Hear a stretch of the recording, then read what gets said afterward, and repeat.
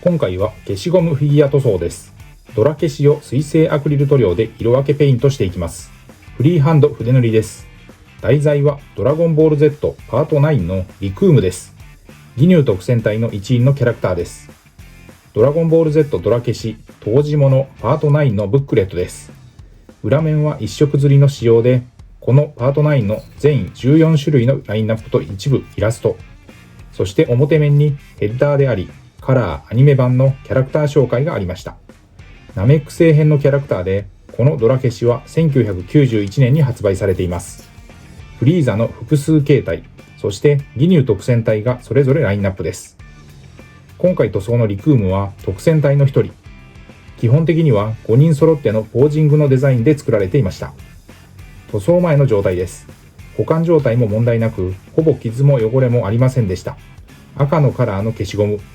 なので、下地をしっかり、ちゃんと下地を隠蔽できるように心がけて塗装にかかりました。消しゴムフィギュアとしては大きめの造形サイズでした。ペイント前、フロントビューからリアビューがこちらです。次は塗装前の下処理を見ていきます。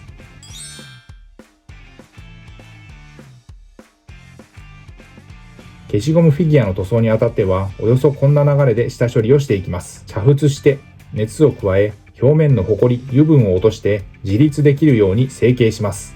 ベンジン漬けして可塑剤、塩ビを柔らかくする薬剤を抜き出します。ミスタースーパークリア艶消しを表面に塗布して、マットな塗膜を下地として作っておきます。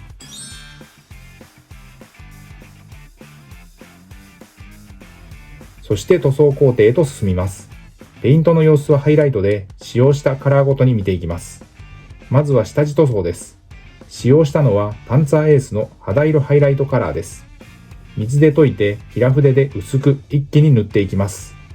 色分けのカラーがノリが良くなるためのベースペイントなので、薄くで良いのでさーっと塗りました。ドラ消し4センチサイズのフィギュアであれば 2,3 分で下地はできてしまいます。消しゴムフィギュアを筆塗りで仕上げるなら、ファレホは万能カラーとして非常に使いやすい塗料と言えます。実際に筆ムラも目立ちにくく、発色を安定させやすいので、ミニチュアフィギュア塗装との相性は良好です。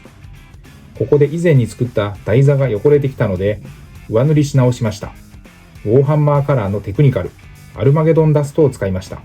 ウォーハンマーのベース作りに使われるテクスチャーの塗料です。リクーム本体の本格的な色分けに入ります。色分け1色目はモデルカラーのホワイトグレーです。目、歯、コスチュームの縁取り、ボディ、背面、グローブ、ブーツに使いました。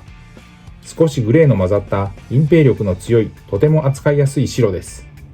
下地塗装でも多用しているカラーを今回は色分けに使っています。純白ほど強い白ではないので、自然な明るさを表現しやすく、白い装甲や布、下地色、ハイライトなど幅広い用途で活躍をしています。隠蔽力が高く、筆ムラが出にくいのも特徴で、筆塗りとの相性も良好です。肌色や明るいカラーの下地として使うと発色が良くなり、自然な仕上がりになります。口にゲームカラーのスカーレットレッドを使いました。濃い色味の赤です。ボディカラーはモデルカラーのベーシックスキントーンをメインにしました。やや明るめでニュートラルな肌色です。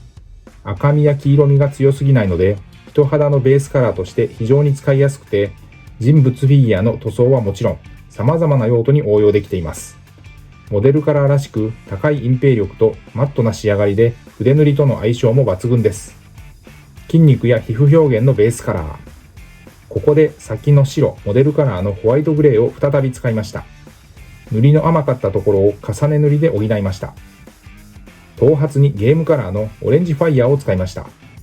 赤みを帯びた力強いオレンジで、炎やエネルギーエフェクト、アクセントカラーの表現に最適です。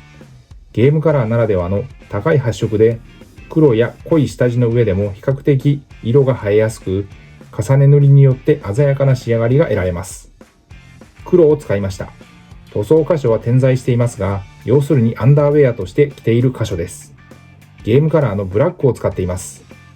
隠蔽力が高く、少ない回数でもしっかり発色するので、下地塗装や細部の塗り分け、影色の表現まで幅広く活躍しています。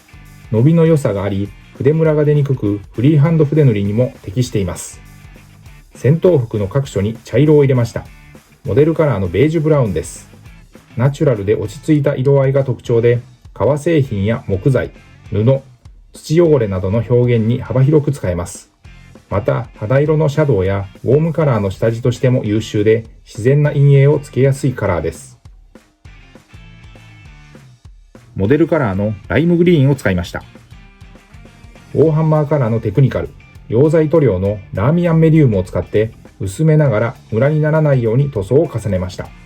細部の書き入れと墨入れです。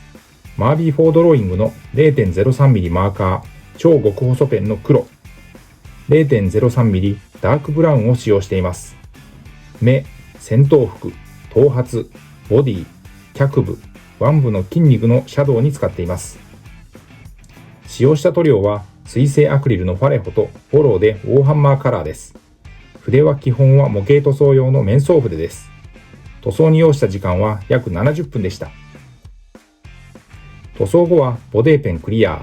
本来は車用のトップコートですが、消しゴムフィギュアのフィニッシュには相性が良いので薄くさっとかけています。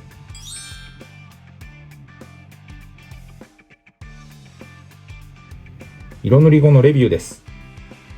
ファレホでの色分け後、完全乾燥してからのマーカー超極細ペン書き入れという2段階での塗装作業でした。造形自体は大きかったので塗りやすいですが、ポーズが複雑だったのでその分時間を要して難しかった印象です。フロントビューからリアビューです。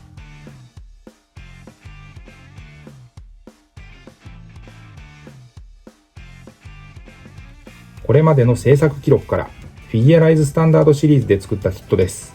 今回ペイントのリクームと戦ったまずはベジータです。プライド高き戦士で孫悟空やフリーザ一味との戦闘を経る中、サイヤ人の特性を生かしどんどんパワーアップしていきます。ニュースペックバージョンのキットを部分塗装したものです。同じくフィギュアライズスタンダードの孫悟空です。宇宙船での移動中の過酷な修行で圧倒的なパワーアップを果たし、リクームを一瞬で倒してしまいました。ということで今回は消しゴムフィギュア塗装、題材はドラ消し、当時物ドラゴンボール Z パート9のリクームをフリーハンド筆塗り塗装しました。ご視聴ありがとうございました。次回の動画をお楽しみに。